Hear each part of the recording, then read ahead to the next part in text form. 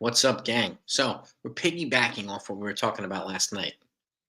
I had a couple guys. So now I'm going Hector and Jig on here last night, like Mazza from Four Train Express. We had Joey put up from the shift, and we were all talking about all things Yankees. What we're hearing out there. How ridiculous is it? How realistic is it? And so on. Shout out to everybody in here: Jonathan, Marcel, Sean.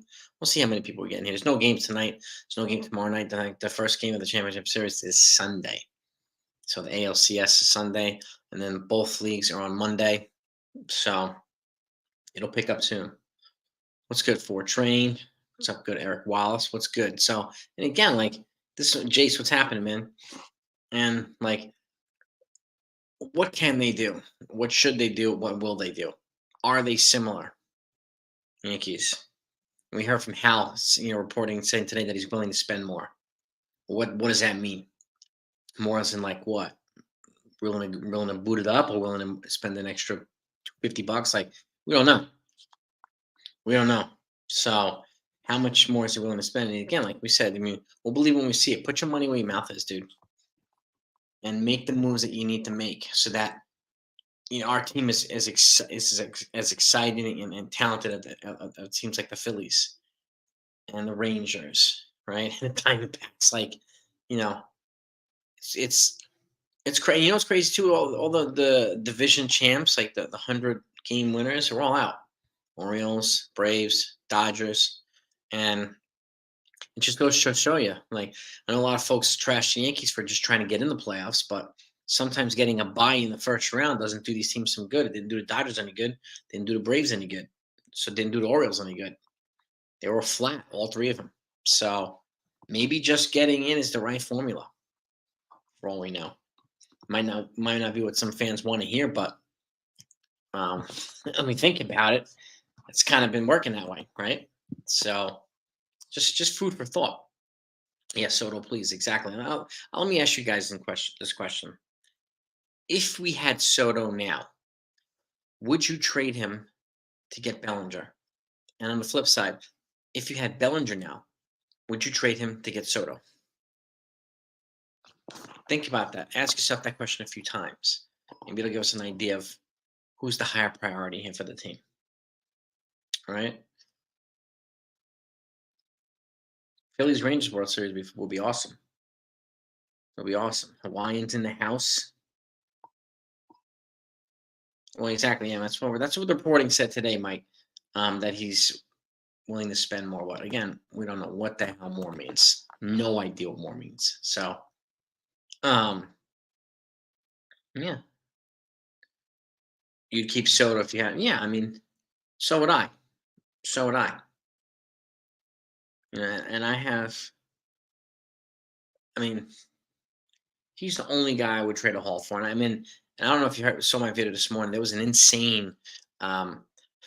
Somebody from Yanks Go Yard put out an insane trade proposal. Brewers Yankees.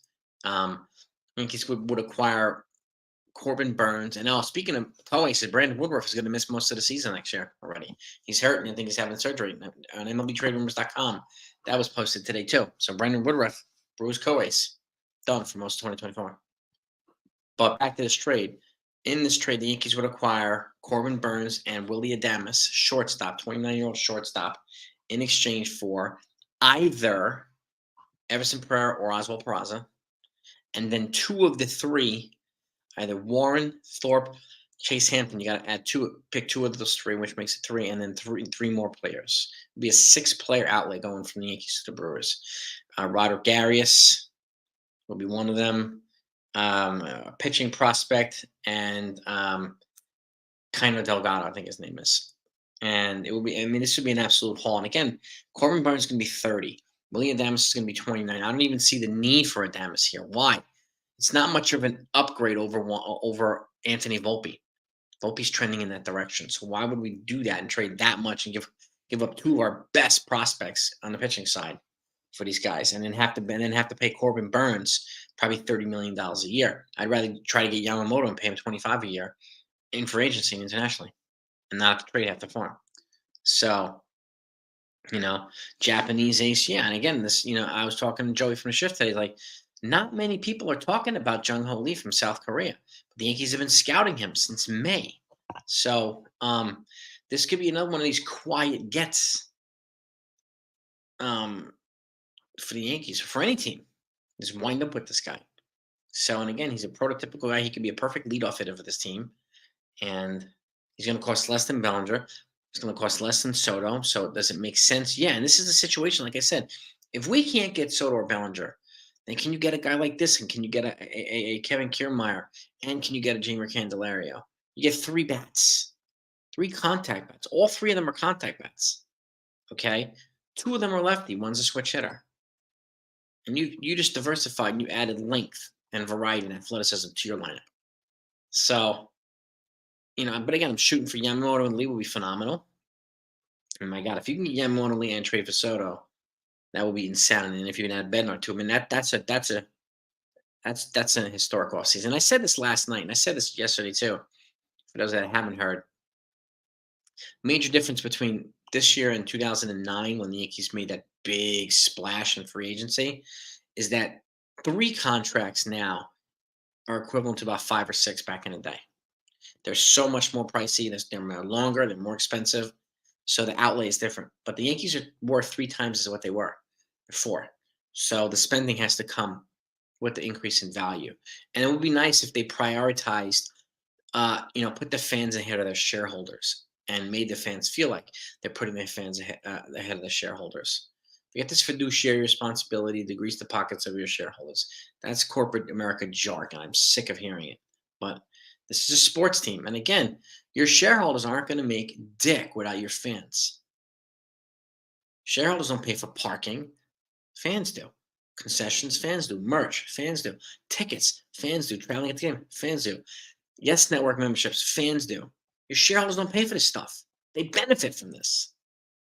So please treat your fans or put them ahead of your damn shareholders. Okay? I don't get the feeling that the Phillies are running their team like a hedge fund. A lot of times I get a feeling the Yankees are running their team like a hedge fund.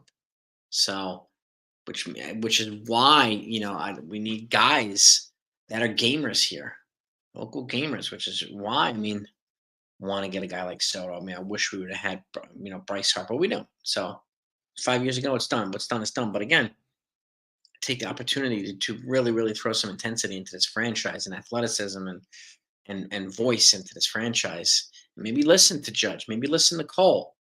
Your 2 leaders, your 2 captains on this team who want to win championship here. And I've said this too. And this is, even from a decade in corporate America, decade plus, there is nothing more profitable than winning a championship in New York. Okay? Nothing. So you set your team up, you set your business up ready to perform well, go deep into the season. You're lining the pockets of not only yourselves, but your shareholders. Okay?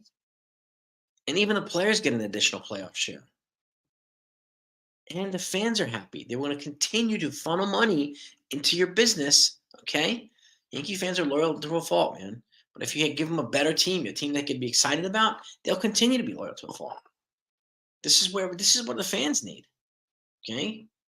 All right, Sean, we got here. What do we got, Sean? Realistic off season. Put this up. Looks like Yamamoto, Lee, Candelario, and Kiermaier. I'd be happy with that.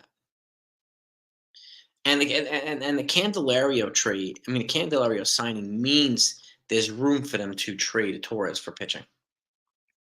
Because then they can move Peraza to second and put Candelario third. So it adds another dynamic. And again, if you move Torres, you're moving $15 million off the payroll too. $15 million. And they're going to non-tender some guys. I heard today they're probably going to non-tender Ryan Weber, one of their relief pitchers. So that's one. I wouldn't be surprised if they non-tender Trevino and Herman and some of these other guys. And if they move Torres pitching and non-tender some guys, you just added probably maybe $25 million of spending money to the payroll. Plus, you got this additional $25 million on this insurance patch on the players' jerseys. That's just lining your pockets. Free money, $25 million a year. What's going on there? He's pocketing money. Your shareholders aren't complaining. They're damn happy. Moving Torres for pitching. Yeah, I mean, and I know a lot of people are like, why would you move Torres? He's one of our best offensive players. And I understand that, but he's got 1 year left. Okay. He's going to be he's going to make at least 20 million a year. And you know, his defense leaves a lot to be desired. And we can replace his offense in a lot of different ways and improve the defense of the infield.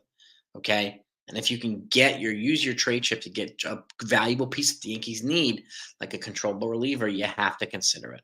Okay. So Jaden's saying here, Clark Schmidt, Randy Vasquez, Everson, Oswald Peraza, and lottery ticket for Brendan Donovan from the Cardinals. It might cost that. It might cost that. And again, I like Oswald Peraza. I hope he works out, but he's out of options. Okay, you can't option him anymore. So you either have to trade him or play him. Just like Estevan Florio. I don't know how the hell he's out of options, but he is. So um, and they have other guys they can replace him with. And he's blocked right now, pretty much. Allows you then you can keep Torres if you want. But if you get Donovan, then you don't have to keep Torres. You can play Donovan at second. You can play Donovan at third. You can take Candelario and bring him in, and you can play him at second. Like you have options here. You have options, and Donovan's under control for like 5 more seasons. It's 26, just like Liberatores. Okay, so there's a lot of variety that they have. There's a lot of options. How creative can they be to stay under the Cohen threshold but get dramatically better? Because they can do it. They just have to be willing to make the moves. Sometimes unpopular one. And don't hug the prospects this offseason, please. Hug the right ones, but don't hug your whole prospect system. Okay. Wink says, "Gotta stop exclusively relying on analytics. I think less than stellar performances are due to players being under pressure to hit and target launch. Yeah, I mean target launch angle, exit velocity. There's so many things that, to me, um, almost make you obsess about and forget how to play fundamental baseball, right? And that to me is like, well, what's going on here? Why do we do this? Why do we abandon fundamental baseball and focus on this stuff? Looking at iPads all the time. And you know, I agree. I understand certain use of analytics, but obsessing about it and making it the gospel, no bueno. It ain't working here. And other teams don't use it as gospel, but they use it better. Okay.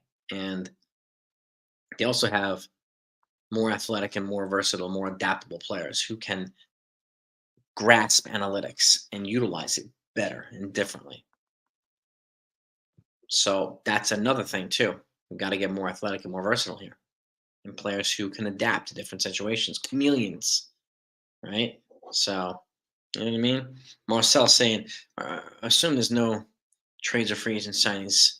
Would the Yankees be better off having Peraza and Cabrera compete for third base and relegating DJ to utility who plays no more than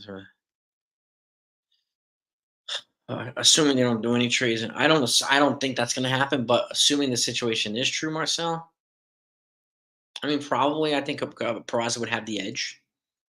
Um, DJ utility, yeah, and even Cabrera you could plug in the outfield for now. He's got a good arm in the outfield. You can plug him out there. If you don't get a lead, you can plug a Cabrera out there and just let him try to get him to develop in the outfield because DJ ain't athletic enough to go out there. So you know what I mean? That's what I would do, Marcel. And that's a good question. Um, what's good, Stephen B? Well, exactly, Sean. Getting Jung Lee brings a fundamental edge, and again, these guys are fundamentally sound players.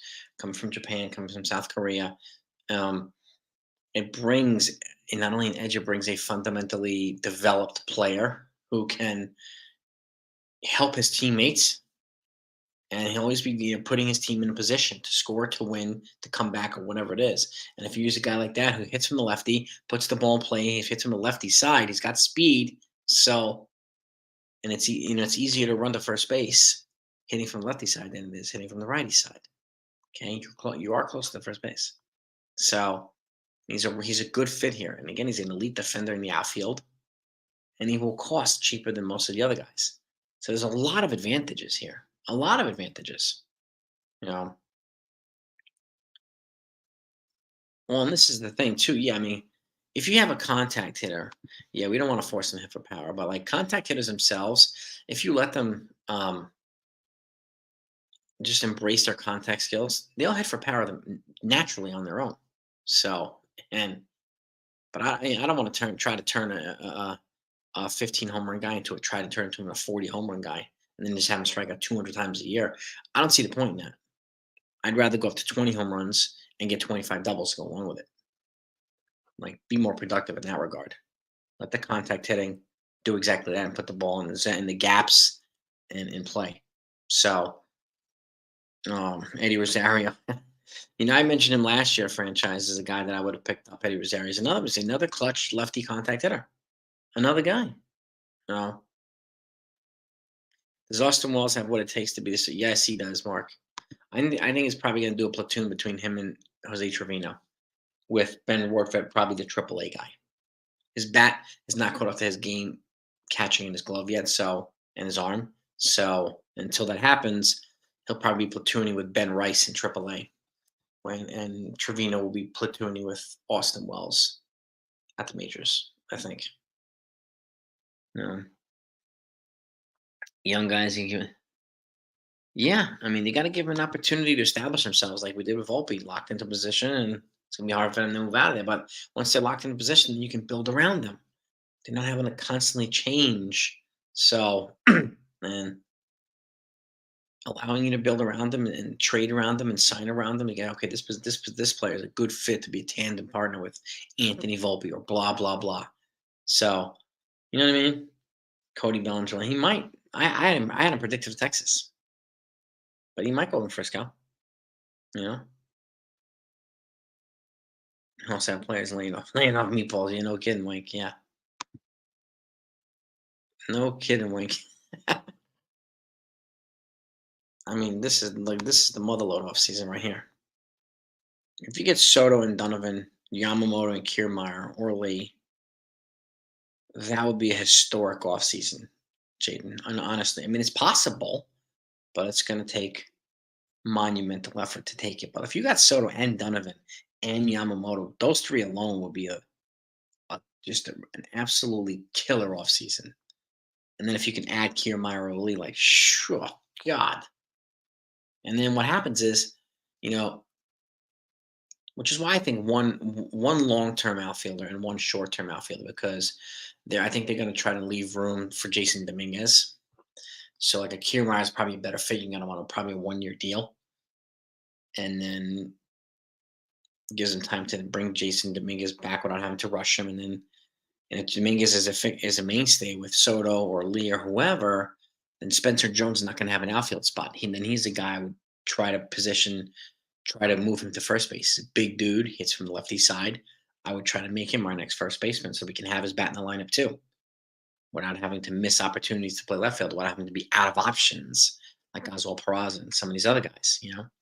I had Otani predicted to Seattle too, Steven. So yeah, I mean, this I would be aggressive in this market too. So yeah, they could be. I mean, they could be like very effective. They really could be. I'm more to the Dodgers. I mean, I could see that too. I hope not. But the Yankees have been very aggressive there. But um, the Dodgers have some things they need to do. I could see them trading for Corbin Burns before signing Yamamoto. Dodgers. They're loosely linked to Corbin Burns already. So I could see that happening. But you never know. Never know. He's going to get paid one way or another. He's going to have a bidding war. There's no doubt about that. He's going to have a freaking bidding war. So trade Torres and prospect pitching for Major League ready closer. Yeah, I mean that's what I would do, Sean. With Torres for pitching. Yeah, yeah. What's up, CWE? So again, this is something. For those that didn't hear me ask this, I'm going to ask this question again. If we had Soto on the team, would you trade him for Cody Bellinger?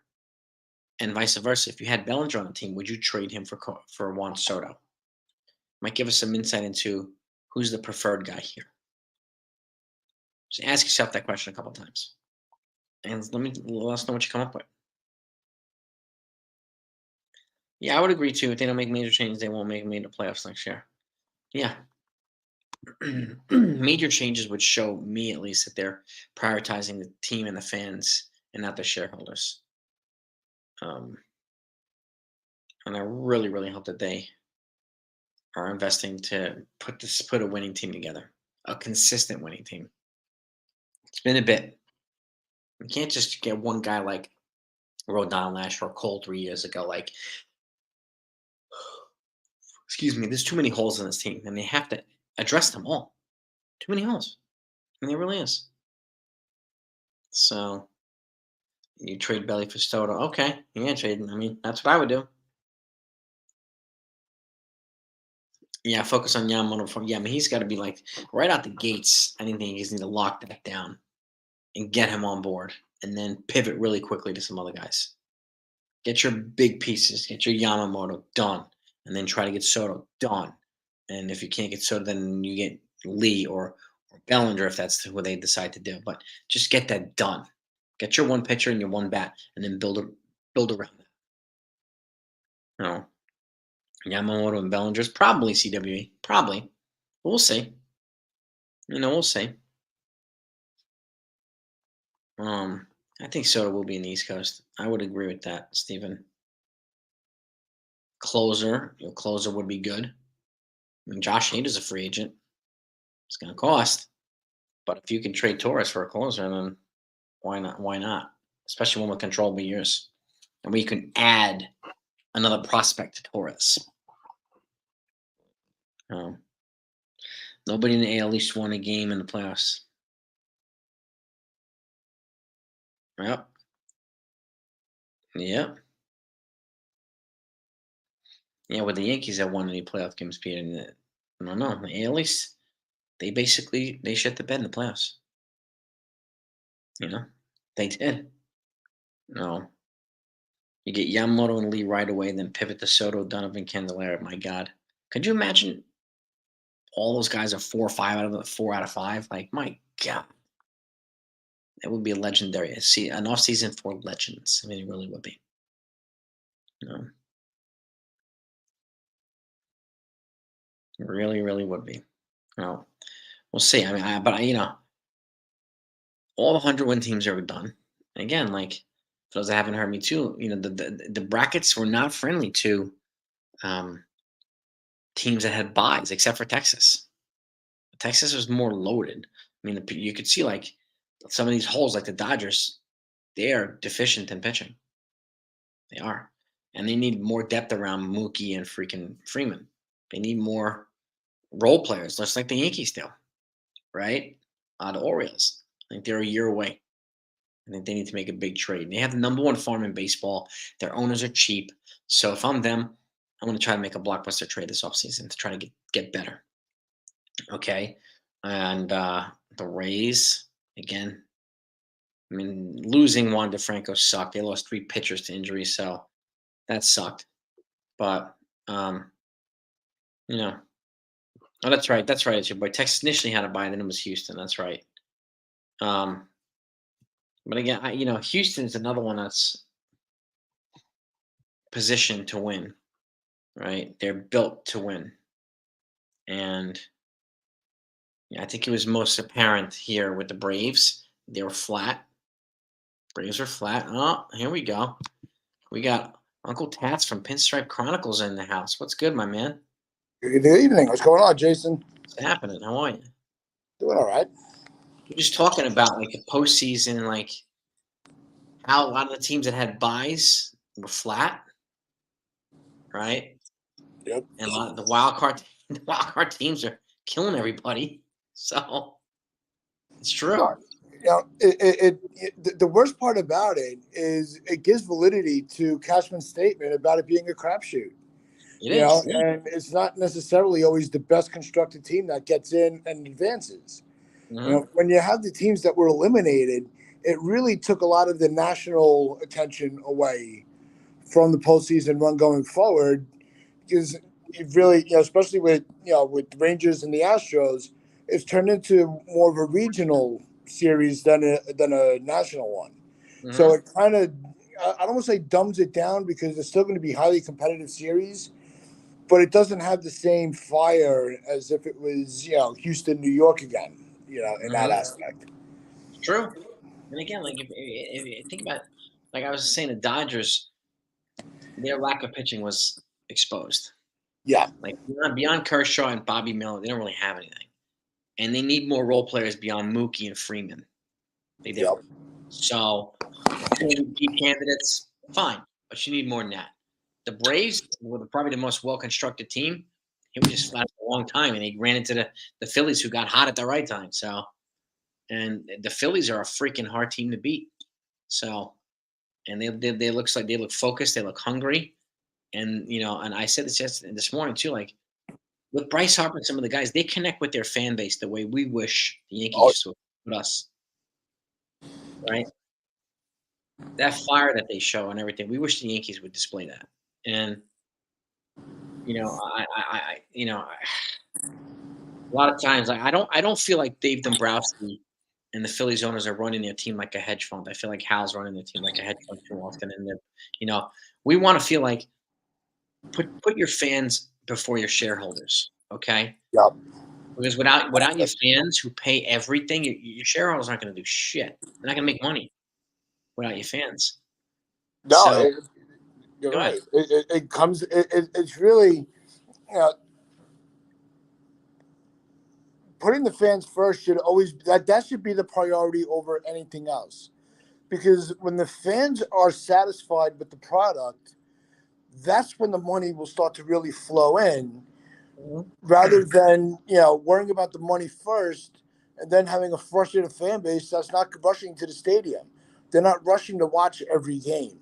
They're not Yeah, rushing to go and buy a jersey for a guy that they know is not going to be here long term and is not going to be successful to begin with. yeah, Not many people ran out to go get jerseys for Rodon. It's because we don't know yet. Especially when it comes to with the Yankees and getting a jersey for a player, it takes time to want to go and get that jersey. yeah. It does. Nobody's going to run out and get it because it's that player. It was. You don't see Andujar jerseys. The guys that just come in there just fly in the wind. Yeah, It's the solidified players that are going to bring you those sales, and the yeah, success of those players are going to amplify the product being moved on the merchandising level. yep. And Yankee fans grow emotionally attached to their players, right? To their favorite Hmm. players. And I mean, it's economically, man, there's nothing more profitable than winning a championship in New York, right? Like, Yankee fans are loyal to a fault. If you give them a team to be excited about, they will keep Yeah, coming back. We pay the parking, we pay the tickets, we pay the merch, we pay the memberships on TV, we pay all this stuff, right? Tickets, the 25% upgrades, broker fees, like all this crap we pay yeah, because we want to go see our team. Like, yeah, we'd like to feel like you're putting us first. So, and I really hope that, and like the report said this morning, the House said he's willing to spend more. Well, what does that mean more? I mean, like a yeah. crypto. What's more, a dollar, a million, 3 million? Like, where's the Yeah, give yeah, us the bridge? But I was saying on the show this morning on the Chronicles, they're not, and we've said it on, a lot of us have said it on our streams. They're not going to lay out their entire plan, which is nope. fine, but give us enough information to keep us eager, Hmm. informed, keep us eager for the next season. And I don't think they've hit that mark yet. They I don't can, think so. but I don't think they've hit that mark where we're really looking forward to next year. Yep. And in 2009, I bring up this year for two reasons. Well, number one, when 2009 free agency started, they were at CC Sabathia's house the minute free agency started, knocking on his front door. Yep. They didn't let him leave without signing a contract. Okay, that's how aggressive I hope that they are out there. I hope he's in freaking Japan, bringing this guy Yamamoto back, right, or somebody.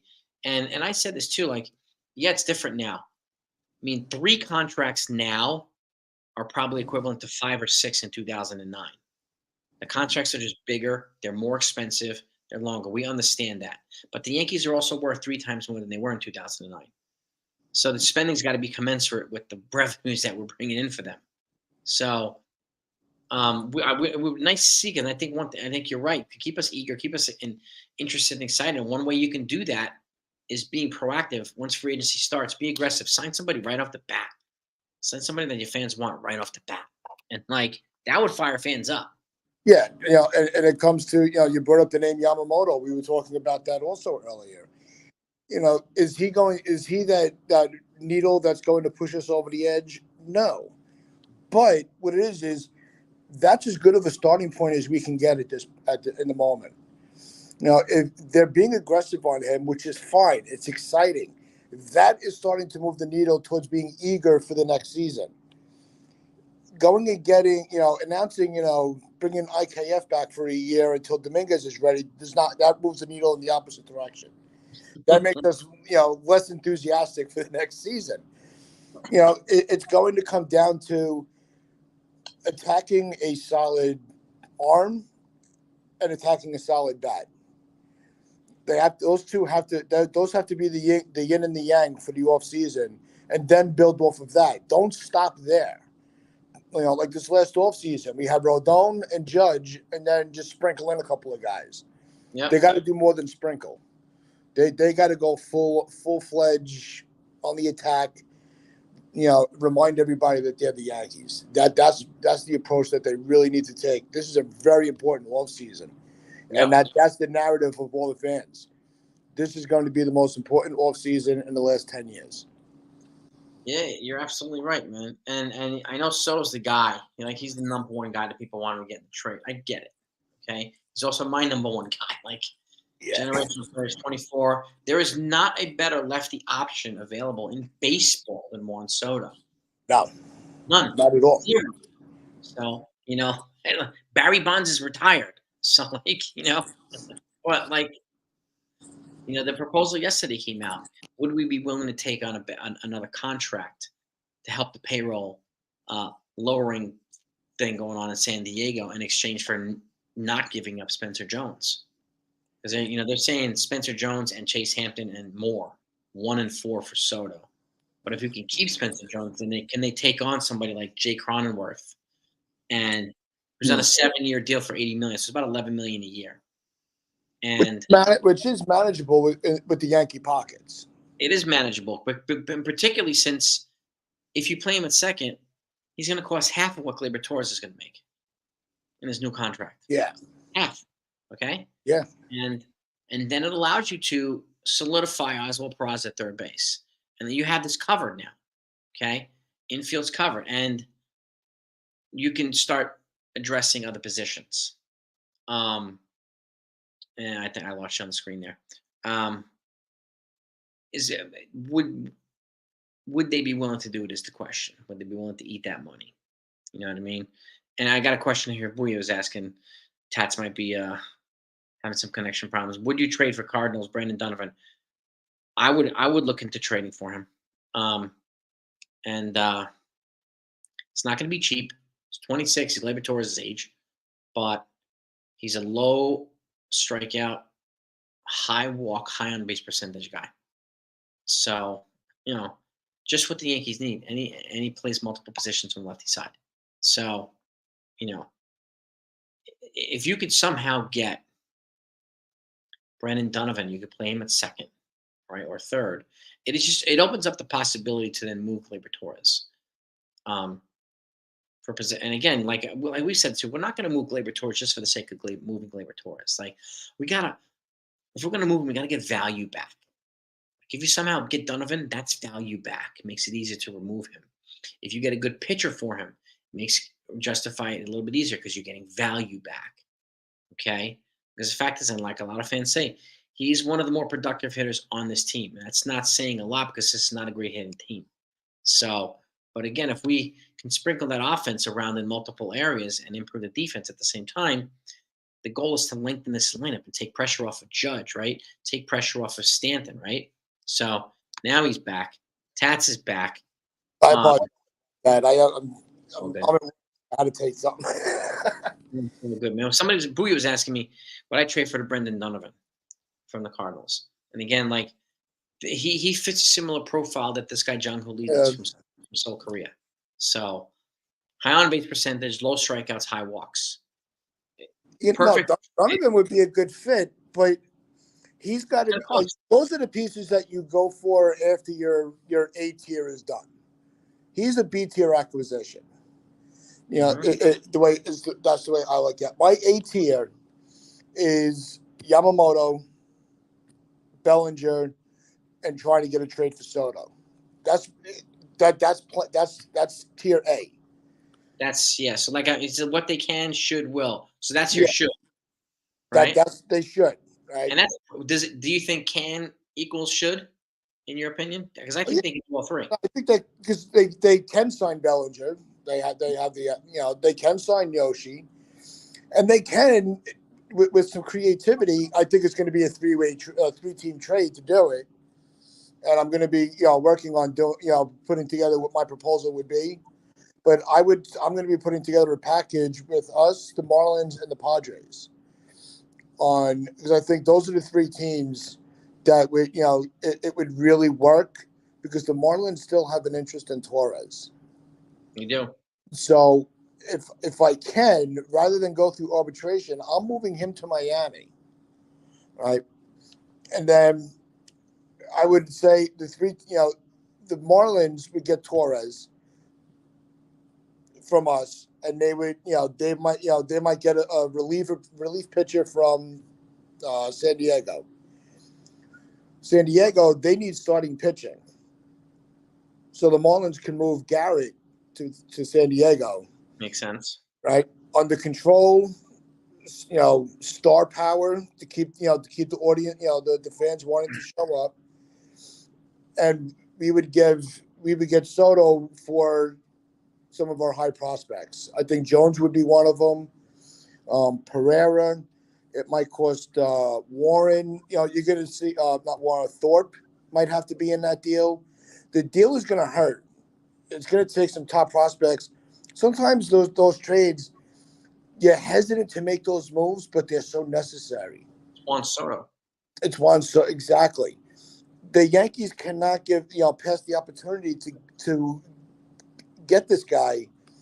They already missed their chance with Washington because Washington wasn't as high on our prospects as we were. Yeah. Right? But we're not dealing with the Nationals anymore. And some of those prospects are still in our system. Yep. So, and if you're able to get Soto, it might cost you 5 prospects. It might cost you a King or a Schmidt on top of it because their focus is pitching. You might have to throw one of those guys in. It's not going to be an easy trade. No. But it's going to be a rewarding payoff. Yeah, and like to me, Bryce Harper was to me the one that got away. Right? I think the best way for them to redeem themselves is by getting freaking Juan Soto, the Yankees. Like, yeah, they want to redeem themselves. That's the guy you have to get. Yeah, I think it's a mixed bag between Harper and Machado as far as who is who they miss out on. Yeah. I think because of our lack of outfielding or outfielding productivity, we have the outfielders that are productive. Yep. Right. You have IKF playing the outfield. That doesn't cut it. And then the way he's playing this postseason, it's just that constant dagger of a reminder of what we could have had. Yeah. And they weren't really pitching to Bryce. Yeah, it's true. He had the players around him in the lineup. Now think of if we would have had that for Judge. What the productivity could have been. Oh God. I mean, and I'm like, and then it just took, it took Castellanos getting, hot, and good for him. There were a whole, they had the role players to carry the weight of the superstar kind of being worked around. Yeah. The Yankees didn't construct the roster that way. No, I mean they had Schwarber, freaking Trey Turner, Bryce Harper. You have that lineup is like almost like Murderer's Row. Yeah. And Schwarber wasn't even hot this series. If he gets hot the next series, they can watch out. That's what it is. They shut one guy down, but they still had 7 or 8 other bats that they had to worry about. Yeah. Guys hit him 195 for the season, but he had 47 home runs. Like, and look at what they did to that pitching staff. The the Braves pitching staff are not pushovers. No. Strider, I think he's going to be the Cy. I think it's between him and Snell for the Cy Young. And look what they were able to do to him. And he didn't give up a lot of. He wasn't getting lit up. Yeah, no, he wasn't. They worked him enough and waited for the mistake. And the Phillies, their pitching shut down Braves hitters. I mean, Yeah. timely, with the exception of that one game, the Austin Riley clutch home run. I get that. They shut them down. They shut Acuna down. They shut Michael Harris down. They shut all these guys down. Matt Olson, at the right time. And again, and that's where Cashman's right, and you're right. I mean, it's just a crapshoot. Like one team can get hot, and the other team can get cold, and that's just playoff baseball. Yeah, and that's unfortunately for the Yankees why you saw the writing on the wall, because we didn't have that hot streak to even say, to give us that confidence that if we did get in, we could get hot and we could go on a run. We never had that in 2023. Yeah. I don't even think we saw a 5-game win streak the whole year. You know what I mean? It was just so minuscule when we were getting hot and we were just cold for too long. It's no way to get anything. That's not even never mind being a championship caliber team. That's not even a playoff team. That's not a wild card team even. Yeah. That's your down the middle, win some, lose some type of team. That's not the Yankee way. The Yankees have lost their identity. They have to gain it back. Mm-hmm. It's true. And a team like the Diamondbacks, young, upstart, dynamic, they're balanced. Because I think they're a year ahead of the Orioles. The Orioles are I think a year behind the Diamondbacks. So I think the Orioles will be in a better spot next year. And we know they have the #1 farm in baseball, and they also have cheap owners. So the way for them to get better is from trades, big trades. Yeah. #1 farm, use it. Get some guys. I would be calling the White Sox. Say, what do you guys want for Luis Robert and Dylan Cease? We have #1 farm. Pick. Pick what you want. That's what I would be doing if I'm the Orioles. Because if they want to create a gap between them and the rest of the American League East, that's how you do it. Okay? And the Arizona Diamondbacks, same thing. Balanced, young attack with some pretty good damn pitching. So, Gallen and their closer and, Merrill Kelly, their pitching is coming through exactly when they need it to come through. Yep. And that's all it is. Getting hot at the right time. Yep. It's not the expectations were with the Dodgers and with. Thank you, Texas. Thank you, Texas. Appreciate you. The Dodgers, the Orioles, all the division winners, all got bumped. Yep. The only one standing is Houston right now. Yeah. So what does that tell you about? Well, that's why I have such an issue with the postseason bracket. It went where the 1-game playoff put the emphasis on winning your division. Yeah. All right. And because it was getting too watered down, nobody, it was just getting to the wild card series.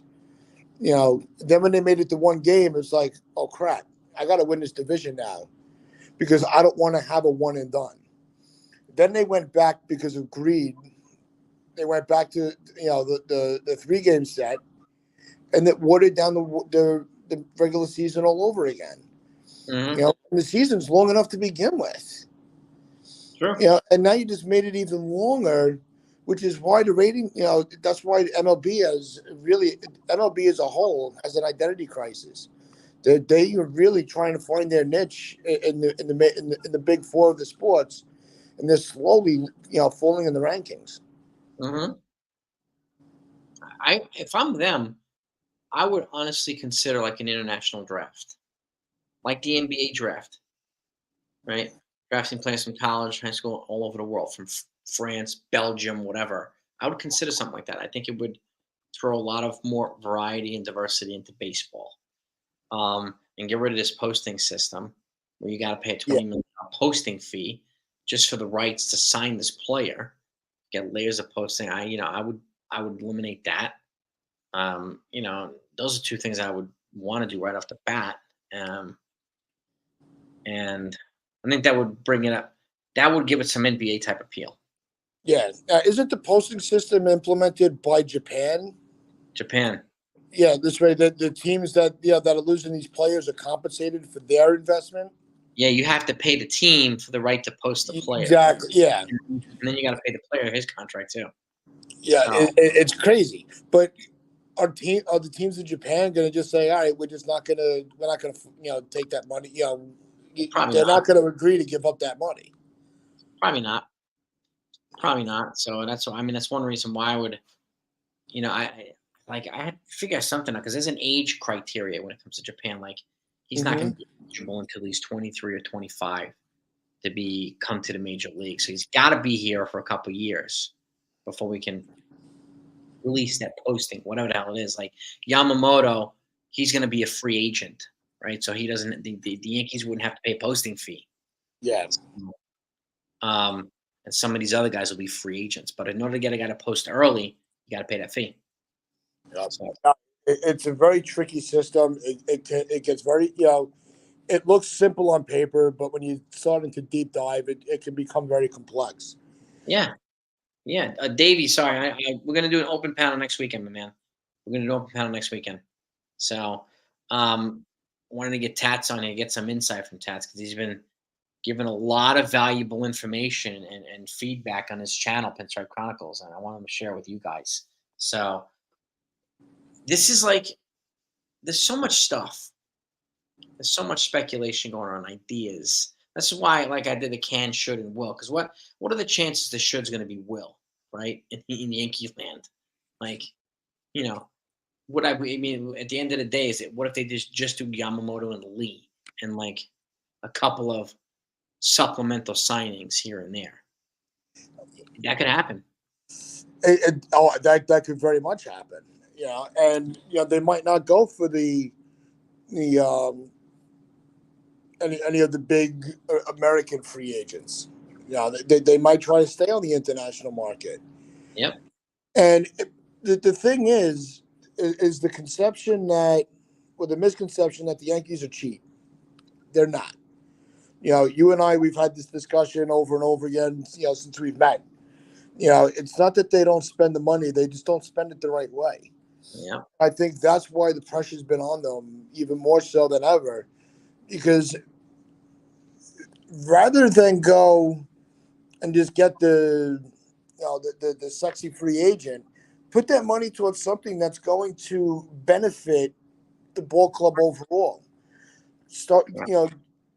Go back to the Stick Michael days, where he constructed the roster based on the dimensions of the ballpark, This not because they were the best options available. Yeah, it's built for left-handed hitters, and we have an overly righty lineup. Like, instead of bringing a Rolls Royce here, I would like 5 Audi Spiders, Yeah, right? I don't need the Phantom. Like, yeah, Phantom's nice, but what the hell are you going to supplement the Phantom with? You can't afford anything else. yeah. No, you No, get 5 Spiders, it's a different story. exactly. I would even Beamers or something. Something you could drive every day. I don't need something that's only going to give me a week or two of a good time, and then I got to put it in the garage. Yeah, like it, Which like is it. these retreads. That's what we ended up with Calhoun, and all these guys. Yeah, Bowers, McKinney, Cordero. Those they're nice for a week or two, and then you got to put them away yeah, because it's you, yeah. you're, you're not getting anything out of it anymore. No, that's why somebody here asked me. I think it was Conman asked me, "What are the thoughts of trading Rizzo to the White Sox for Andrew Vaughn?" I don't think Rizzo's going to get traded. Honestly, No, no, I no, think no, no. They're not going to do that to him. he's got 1 year left here. I think they'll let him go. No, that's why I did an about face with Bellinger. I wasn't too high on Bellinger to begin with, but I think if you're able to get somebody like him, that's why I have him in my 8 here, right? Because you're going to be able to use him in the outfield until Dominguez is ready, right? And then you could also shift him to first base to give Rizzo a breather. And once Rizzo's done, replace Rizzo with him. Exact bingo. Yeah. So you're able to at least get something of value out of the contract you're going to give him, because you can shuffle him around. Yep. LeMahieu is getting older. He Mhm. aged this year. And I think his body's starting to feel the years of the game. You don't know what next year is going to be. let him go back to being that utility guy Yeah. where you don't feel the obligation to play him every day. Yeah. And let the youth have the majority of let them take the lead in the infield, and use LeMahieu to shuffle these guys around for a day off. Yeah. It's gonna come down to a lot of creativity. It's also gonna come down to us being patient, letting things unfold as we see them, not try to because it doesn't go right in the first week, hit the panic button. It's gonna there's gonna be some adjustment times. Exactly. Texas, all the best. Happy 70. Yesterday was Texas Buckeyes 70th birthday. So happy belated birthday, my friend. And thank you for coming on. Appreciate you. But this is why I say like the Spiders versus the Rolls Royce, because like let's just say the Yankees let's say Soto didn't happen. Okay, and we got Lee from South Korea and Jimmer Candelario and Kevin Kiermaier and Brendan Donovan while trading Torres, right? You just added a bunch of you lengthened your lineup in such a way that takes pressure off of Judge, takes pressure off of Stanton. You've added upgrades to the lineup everywhere. You added four dynamic pieces that are all lefties or switch hitters. And again, that's the type of length I would like to see in this lineup. Like I want to see somebody to protect Judge and give him a break. Like if we got Soto, I'd put him in front of Judge. Okay. And I would bat him second. Yeah. And then, like Rizzo's probably going to be fourth here this year, like he always is. And then you get a Kiermaier fifth or something like that, and you get Stanton. I'd bet him sixth. So taking pressure off of Stanton. And this is what I want to put some length to this lineup. And like you said, too, like I think these guys, Franchi and Billy McKinney Barries, they should all be non-tendered. So, it's nice to have them. But you guys can free up like another $20 million. You non-tender Lou Trevino, that's $4 million. You non-tender Herman, $4 million. That's $8 million. You save non-tendering two guys. So yeah, you're not bringing Severino back. I think he's thanks for what you tried to do, but you just couldn't stay healthy enough to give us anything of value. And I'm gonna give you a rebuttal on what you wanted to take the pressure off of Judge. I'm not worried about the pressure on Judge. I'm worried about the pressure on Volpe and Peraza, because I think that's what screwed up Volpe this year. Now I got a couple minutes, so I want to get I'll get this point out. Good point. So I think with Volpe this year, he was feeling the pressure of nobody else is doing this, and I was brought up to kind of be the guy along with Judge. And I think the pressure, not that he couldn't handle playing in New York, I really think he can. But when you look at everybody in the lineup that was around him, I think the pressure was too much. He was overextending himself. Yeah, overextended. Yeah, that's a good point, man. That's a really good point. And again, like he was a rookie, he shouldn't have to be the guy. Exactly. He shouldn't have to be the David Robinson to the Tim Duncan, Aaron Judge. Like that's Stanton's job, right? To be the twin tower, not Volpe. So and think of the youth movement around baseball. It's everybody's calling up their kids right now. Yeah. You know what the odds were for him to be that good to get a Rookie of the Year? There was a very small percentage. Yeah. It's a very young league right now. A lot of young kids are being called up. The Rookie of the Year is Gunnar Henderson from the Orioles. Yeah. Oh yeah. Yeah. No, it's definitely him. But there were so many guys called up. Yeah. It was you had to really you had to have a Gunnar type of year. Yeah. But Volpe, if you take away his batting average, which a lot of people have trouble doing, I do. I'm old school. I still look at batting average. Right? But look at what he was able to do as a rookie. Look at the home runs to stolen bases. Mm-hmm. I mean, he was doing things. His defense, not an all-star, but that's fine. He was very good for his rookie year. He found the ball. He wasn't smooth like Peraza, but he found the ball. Exactly. He made plays when he had to. He had his mistakes like every rookie would. It's rather than having him start 2 weeks in the minor leagues, they just gave him the start right away, and we were all cheering it. Mm-hmm. As soon as he had his first hiccup, they're like, "Oh, this guy sucks." Mm-hmm. It's like, give the kid a chance. You True. know, it's Jeter wasn't the best defensive guy when they called him up either. No. It took time for him to get his rhythm. Volpe will find his rhythm. I have no doubt about it. And we'll supplant them too. We'll supplement some other guys. Like, you get a Candelaria, he'll make Volpe better. You get a Mhm. Oswald Peraza, he'll make Volpe better. Like, they'll complement him better. And Well, that's why I like the idea of Peraza at third. yeah, To have the two of them on that side of the infield, smooth as butter. to me, that's problem solved. Yeah, Peraza. I mean, Peraza is the smoothest infielder we have, man. He's Yep. smooth as butter. Now, if you're able to move Torres, that changes the equation. If they're able to move Torres and then you can replace him with a Brandon Donovan or a Candelario, you Yep. still keep Peraza And you can third. still have the Peraza Volpe combo. Yeah, and your defense just got 10 times better in the infield. Yeah. So, I'm okay with that. Yeah. Okay with that. So Yep. there are ways to replace. And I know there's a lot of folks that are frustrated. They don't want to replace Glaber Torres' offense, but like Candelario, same type of offense. Same type of offense. So like Even a Donovan could give you the same numbers. yeah.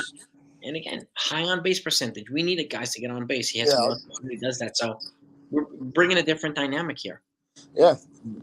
Or even if they go, and you have McMahon from Colorado.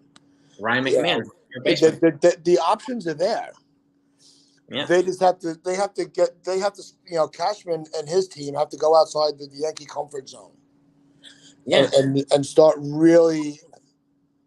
I know we're tired of hearing about analytics, but they have to really analyze what fits for them and the ballpark. Yeah.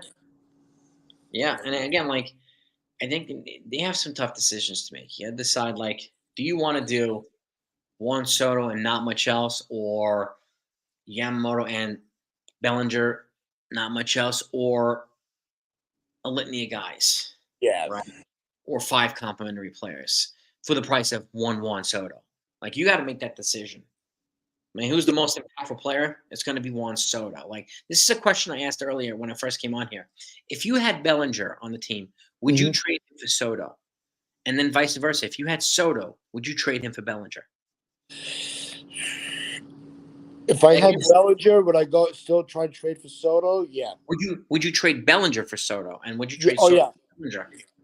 I would definitely any trade for Soto. I'm saying, yeah, I would trade Bellinger for Soto, but not the other way around. Yeah, I think it gives people an insight. It's a more insight as to who's the priority here between the two. So, and somebody asked me that question. It was a great question, and it really, really made me think about it. That's an interesting way to look at it. Yeah, and it's just there's only one guy I would trade a low boatload of prospects for. It's Juan Soto. One guy. That's it. Nobody else. I wouldn't do it for Corbin Burns. Like, I mean, Lewis Roberts not going to become available. I don't think so. He's a guy, another guy, but Juan Soto would be the guy. He checks every box for the Yankees. Every box. Yep. So, my God. So, there's a lot to think about. There's a lot to discuss. I think it's gonna be a really fun offseason. I think so too. Especially until the moves start to be made, then we'll be all pissed off. But because I don't think anybody trusts Cashman at the moment. He's got to earn all that trust back. Yeah, he's got to redeem himself. It starts with Yamamoto. Man, if you came right out the gates with Yamamoto, fans will, that's a good fire starter. They'll forgive you a little bit. They ain't gonna forget, but they'll forgive you a little bit. Yeah, you got to do more. Like, it's just enough to go, all right, we're paying attention. Yeah, like you have 5 holes. Getting 1-star player doesn't address the other 4, so you still got to address the holes. Oh yeah, no, and they have quite a few. Yeah, so it really remains to be seen what the hell Cashman's going to do. And I mean, it's winter meetings are around the corner. I'm really curious to see like the changes that they're going to make, whatever that might be. We already know 2 of the changes they're going to make to the dining hall where they eat and where they sleep. They're making changes there, but Well, like, Like, why even bother announcing that? Everybody's already on bated breath to see what your off-season moves are going to be. And that's what you tell us. I don't care. I'll eat on the floor. I don't care. Yeah, but just a guy. I gotta head out. But listen, I appreciate you letting me come on and talk to you a little bit. I appreciate you. We'll be talking a lot through the off season. Yeah, no doubt about it. Let's get you and the boys from the Chronicles on here. Let's do it. We have to coordinate that. Yeah, so let's get that set up. Yep. I'll let you all go too, gang. Peace and love to all these. Have a great weekend. And thank you so much, Sats, for coming on, giving some insight. Always making things better here, man. I'll talk to you all next time, gang. That's all right, man. You got it.